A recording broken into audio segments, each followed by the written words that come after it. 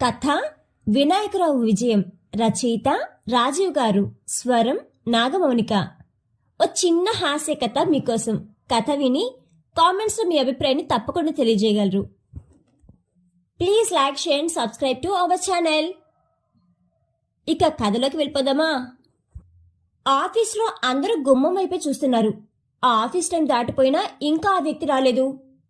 ఏమోయ్, అతను ఉండేది మీ వీధిలోనే కదా, ఎందుకు లేట్ అయ్యిందో నీకు తెలియదటోయి. బాగుందండి, నేనేమైనా అతని ఇంటి పక్కనే ఉన్నానా నాకు తెలియడానికి?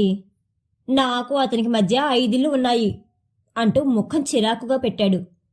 సర్లేవయ్యా, ఏదో ఒక వీధి వాళ్ళు కాబట్టి అడిగా అంతే. బాస్ కూడా వచ్చేశారు.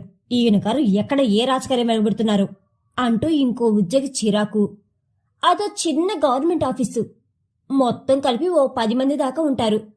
అందరి అవసరాలు తీర్చడానికి ఒక ప్యూన్ ఉన్నాడు. అతనే మన వినాయకరావు. పెద్ద చెవులు, చిన్న కళ్ళు, పొడుగు ముక్కు, బాణపొట్టతో అచ్చు వినాయకుడిలానే ఉంటాడు. ఇంకా పెళ్లి కాలేదు. ఆ ప్రయత్నాల్లోనే ఇలా ఆఫీస్కి లేటుగా వస్తుంటాడు. ఆఫీస్ ముందు టీవీఎస్ ఎక్సెల్ ఆగేసరికి ఆ శబ్దానికి అందరికీ అర్థమైంది వినాయకరావు వచ్చేశాడు అని. లోపలికి వస్తున్న వినాయకరావు ముఖం వాడిపోయి ఉంది. ఏరా వినాయకు, మళ్ళీ చెడిందా అని అడిగాడు పరమేశం. ఆఫీస్లో ఆయన పెద్దవాడు. ఇంకొన్ని నెలల్లో రిటైర్మెంట్ అయ్యేవాడును. అందరి సమస్యలకి పరిష్కారం చెప్తూ ఉంటాడు. అవును సార్, మళ్ళీ అలానే అయ్యింది. ఏముంది సార్, మామూలే. పెళ్లి చూపులకు వెళ్ళానా, ఎప్పట్లానే అక్కడున్న స్వీట్స్, హాట్స్ని చూసి ఆపుకోలేకపోయా. నా తిండి చూసి పెళ్లివారు మెడపెట్టి బయటకు తోస్తారు. అయినా నీకు తిండి పిచ్చేంట్రా? ఏమో సార్, స్వీట్స్, హాట్స్ని చూస్తే అసలు ఆగలేను. సరే, ఇంకా ఏడుపు ముఖం మార్చి వెళ్ళి పని చూడు. నేను ఏదో ఒకటి ఆలోచించి నీ సమస్యకి ఓ పరిష్కారం చెప్తా. ఆ పని చేసి పుణ్యం కట్టుకోండి, మీ రుణం ఉంచుకోను అంటూ పనిలో పడ్డాడు మన వినాయకరావు. సరిగ్గా నెల తిరిగేసరికి మన వినాయకరావు ఓ ఇంటివాడయ్యాడు. రిసెప్షన్కి ఆఫీస్ స్టాఫ్ అందరినీ పిలిచాడు. అందరిలోనూ ఒక్కటే డౌటు, ఇంతకీ వినాయకరావుకి ఈ పెళ్లి ఎలా జరిగిందా అని. ఇప్పుడే అడుగుదాము అంటే వినాయకరావు రిసెప్షన్ హడావిడిలో ఉన్నాడు. పోనీ రేపు ఆఫీస్కి వచ్చాక అడుగుదామంటే వారం రోజులు హనీమూన్కి వెళ్తున్నాడు. అంతవరకు ఆకాలంటే అమ్మో మా వల్ల కాదు, ఎలా అయినా ఈ రోజే తెలుసుకుందాం అని ఫిక్స్ అయిపోయారు.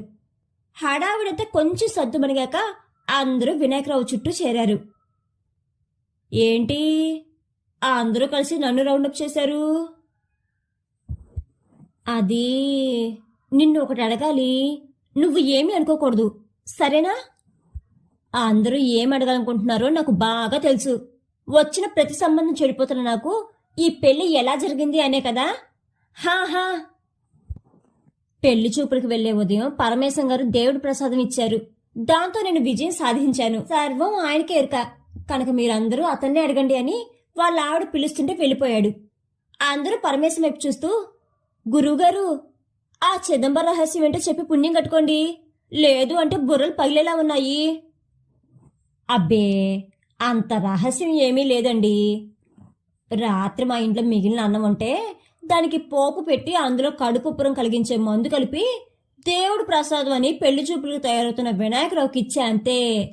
పెళ్లి చూపులప్పుడు 10 నిమిషాలకు ఒకసారి కడుపు కదలడం, వీడేమో ఫోన్లో మాట్లాడుతుంటే బిల్డప్ ఇస్తూ పెరట్లోకి వెళ్ళడం, అది చూసి పెళ్లివారు బాబు బాగా బిజీ ఏమో అనుకుని పిల్లనిచ్చి పెళ్లి చేశారు.